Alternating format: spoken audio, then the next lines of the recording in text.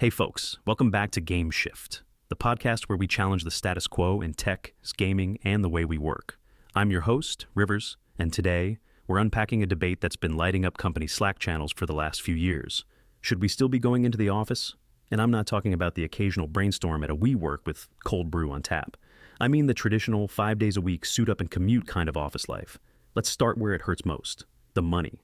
Leasing office space in cities like San Francisco or Manhattan can cost $80 to $100 per square foot per year.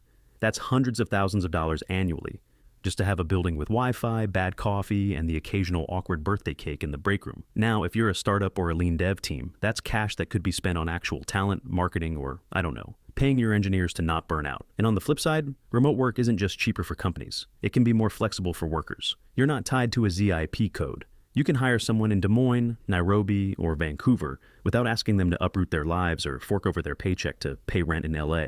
That's a game changer. It means you're no longer competing just with the 5 other studios in your metro area. You're hiring from a global talent pool. You're also not having to bake in relocation packages or cost of living adjustments for expensive cities. The budget goes to the work, not the lifestyle inflation. Now, let's talk culture. People say, well, if everyone's remote, we lose the office camaraderie, the mentoring, the hallway chats that spark great ideas. And yeah, that's true, to a degree. But let me hit you with this. Were those hallway chats really that productive? Or were you just ambushed while trying to grab a lemon lime LaCroix? Today, tools like Zoom, Notion, Miro, and Slack, or God help us, Teams, are where collaboration actually happens. Asynchronous workflows and scheduled video calls have replaced the need to book a room and print out 12 copies of your slide deck. And if you haven't seen it yet, I highly recommend checking out this video by Michael Deering, link in the show notes. He calls it out beautifully. The ability to work anywhere has unlocked massive freedom and productivity if we're smart enough to embrace it. Now, I'm not saying remote work is perfect. There are challenges, especially for junior employees who are still learning the ropes. Mentorship is harder when it's all digital. Culture has to be intentional when you can't rely on office perks and ping pong tables to do the job. But let's be honest, the 9-to-5 office model wasn't perfect either. Commuting sucks. Distractions are everywhere. And for many workers, productivity actually increased when they went remote, especially when paired with flexible hours and trust from leadership.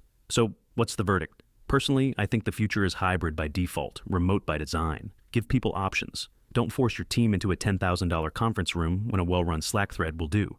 And if you're in leadership, think long and hard before locking into a 5-year lease on an office space just to prove your company is real. Real companies solve real problems, and they do it wherever the talent is. That's it for today's episode of Game Shift. I'm Rivers. Thanks for spending a few minutes with me wherever you are, probably in sweatpants. Catch you next time. And remember, it's not about where you work, it's about what you're building.